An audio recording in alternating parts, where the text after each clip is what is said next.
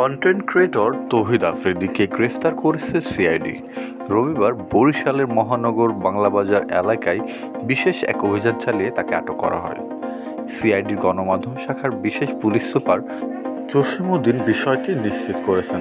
তিনি জানান, গত জুলাই মাসে বৈষম্য বিরোধী ছাত্র আন্দোলনের সময় রাজধানীর যাত্রাবাড়ি থানা দায়ের হত্যা মামলায় 11 নম্বর আসামি হিসাবে তৌহিদ আফ্রিদিকে গ্রেফতার করা হয়েছে।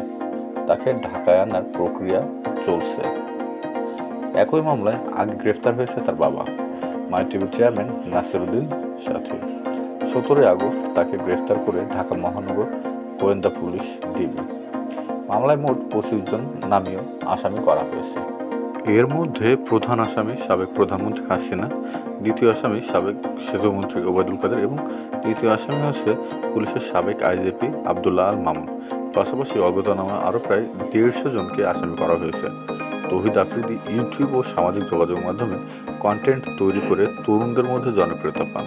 সাম্প্রতিক বছরগুলোতে ব্লগ ও ভ্রমণ কেন্দ্রিক কন্টেন্টগুলোর জন্য তার বড় অনুসারী গড়ে উঠেছিল। গত বছরের 30 আগস্ট যাত্রাবাড়ি থানায় বৈষম্য বিরোধী আন্দোলনে হামলা ও আন্দোলনকারীদের হত্যার অভিযোগে মামলাটি দায়ের করা হয়েছিল। বর্তমানে মামলাটি তদন্ত করছে পুলিশের অপরাধ তদন্ত বিভাগ সিআইডি।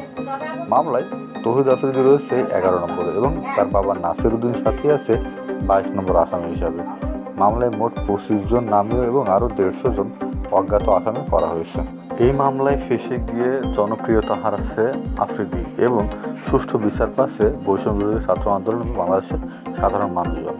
তারা হাসিনা এবং তার সহযোগীদের শুধু এই মামলায় নয়, বাংলাদেশে সংঘটিত সকল হত্যার জন্য এদেরকে ফাঁসিতে ঝুলানো প্রয়োজন এবং এদেরকে তাই দেওয়া হবে।